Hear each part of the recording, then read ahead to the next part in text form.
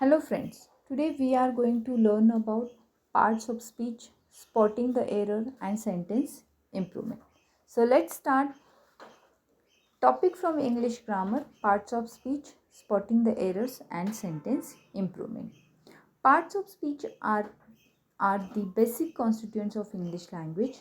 According to most grammar books, there are 8 parts of speech: nouns, verbs, adjectives, adverbs, pronouns, conjunctions, prepositions, and interjections. In addition to these, determinants are also used to qualify nouns. In all, these basic elements are used in English language. So let's see what is meant by noun.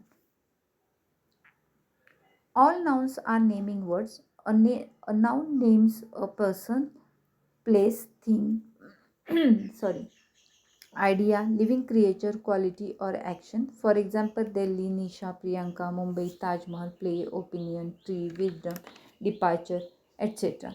Then second is verb. A verb describes an action, that is doing an activity, or a state that is being something. For example, talk, think, walk, believe, like, want, etc. Then third is pronoun. A pronoun is used to substitute a noun to avoid repetition of the noun. For example, I, we, she, he, it, they, one, etc. Fourth is adjective. It describes a noun. It gives you some details about a noun, its quality, quantity, or number. For example, small, blue, thick, slow, unimportant, etc. Then fifth is adverb.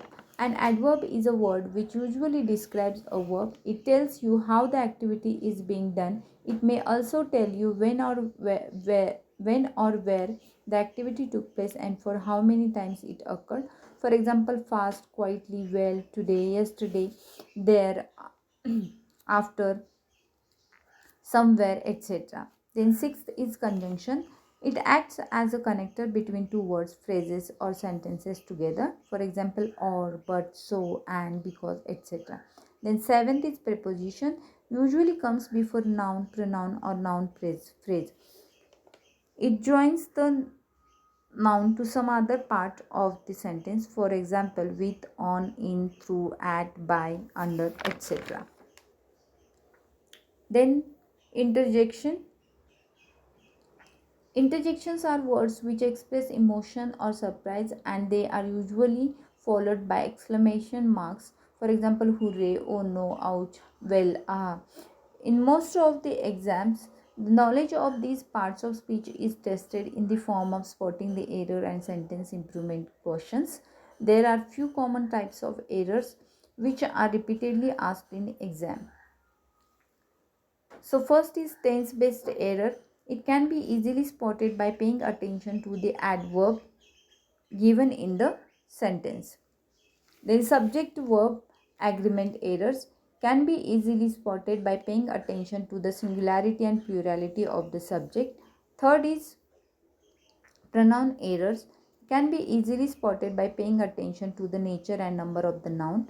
Fourth is modifier error can be easily spotted by paying attention to the attached participle. Fifth is conjunction errors can be easily spotted by paying attention to the pairs of clauses. Then sixth is parallelism errors can be easily spotted by paying attention to the conjunction used. Then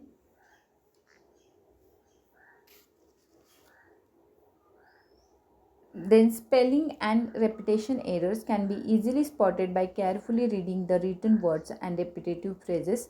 Eighth, preposition or phrases verbs error can be easily spotted by paying attention to the verb and preposition pair. Using this 8-point strategy, let's solve few examples. First, either the manager or the salesman was supposed to be aware of the protocols that were to be followed at the time of fire drill. Here, where should replace was because the attached subject is plural.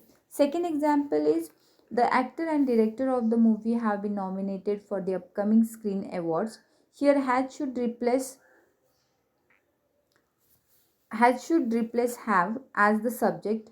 Here is only one person who is both the actor and the director. This becomes clear with the usage of article the, used only once before the word actor. If there were two different persons nominated, then the would have been used twice, once before actor and then before director. Third example is